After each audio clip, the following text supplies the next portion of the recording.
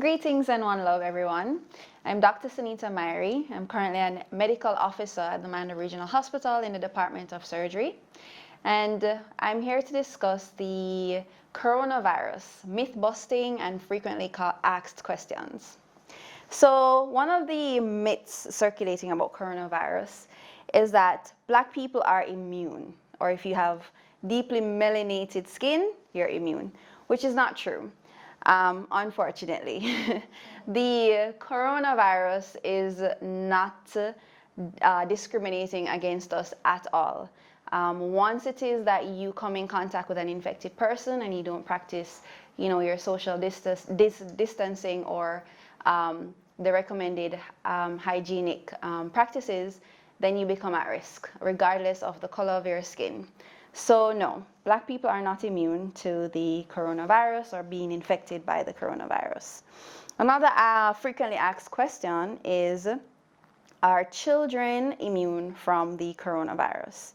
And this is a very good question because what the data shows is that children or cases of the coronavirus affecting children are very rare.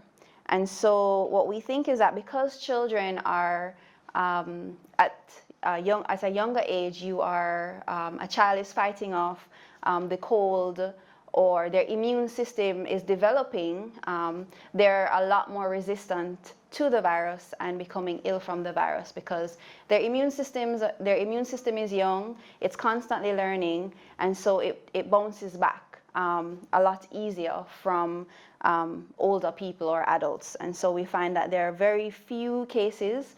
In some places, 2% of children are getting infected, and an additional 3% of those children get severe illnesses. And so it's very rare in children because of that. Does sunlight kill the virus? So because it's a virus, it is susceptible to temperature changes. And so the hotter it is, the more acidic the environment, you find that the virus cannot survive. And so the theory is that once we go into the summertime where it becomes hotter and we find ourselves going out of the flu season, we're expecting the cases of infection to decrease significantly because of temperature changes. And so, yeah, the hotter it is, we're expecting that the virus cannot survive, and the more acidic. So temperature and other environmental factors do have an effect on the virus and how well it can survive in those conditions. So virus versus bacteria. So the coronavirus, as the name suggests, is a virus. And so it's not really a living thing. It's just a string of genetic material, whereas bacteria tends to be a cell. And a bacteria has the potential to replicate itself, whereas a virus, like the coronavirus, needs to infect a cell and use that cell's genetic material or the material available in that cell to reproduce. And so it cannot reproduce necessarily on its own, and so it's not really a living thing in and of itself. It's just a stack of genetic material, whether it be DNA or RNA, and in the case of the coronavirus, it's an RNA virus. What can I do if I am sick at home? What about remedies such as garlic and honey? So if you are at home and you're ill, as you know, the advice is that you stay home and you make the ministry aware by using the hotlines available. But you can also treat your symptoms with Panadol or Cetamol. You can hydrate, use vitamins to boost your immune system, because remember, a robust immune system is what determines how well you recover from the virus. As well as to get a lot of rest. A lot of people take for granted how important rest is. Rest and sleep allows the body to fight the virus, in that it gives the cells a chance to replenish and get all the nutrients that it needs to just fight off any invader, including the coronavirus. So sleep, hydrating, vitamins is important. Garlic and honey are remedies that you can use. Yes, they're not cures, but they do have anti-inflammatory properties which help with treating symptoms that result from any viral-like illness, which is inflammation. So yes, you can try your garlic and your honey. Nothing is wrong with that, but it's not a cure. Staying away from ibuprofen and aspirin. So this is something that we're familiar with from dengue.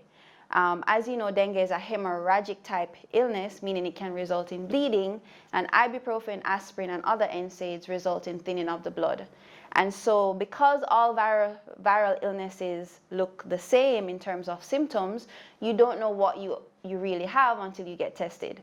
So you can have flu-like symptoms, and it could be coronavirus or it could be dengue. And so just to be on the safe side, it's best to avoid ibuprofen, aspirin, and NSAIDs and use your paracetamol or Panadol. So just to be on the safe side. Another question. Animal products and food, can those transmit the coronavirus? So the data does not. There are no cases of animals being infected with the novel coronavirus, that is, and animal to human transmission. So there are no cases of that. So you cannot get the coronavirus from animals. That is what the data shows. In terms of food preparation, as long as you adequately prepare your food, especially when it comes to poultry and eggs, as long as you adequately prepare them, you should not be at risk for being infected with the coronavirus from contaminated food items. So wash the food and vegetables that you purchase, prepare them properly, and you should be fine. So thank you very much for joining me for the coronavirus myth-busting segment. Stay safe, stay aware. One love.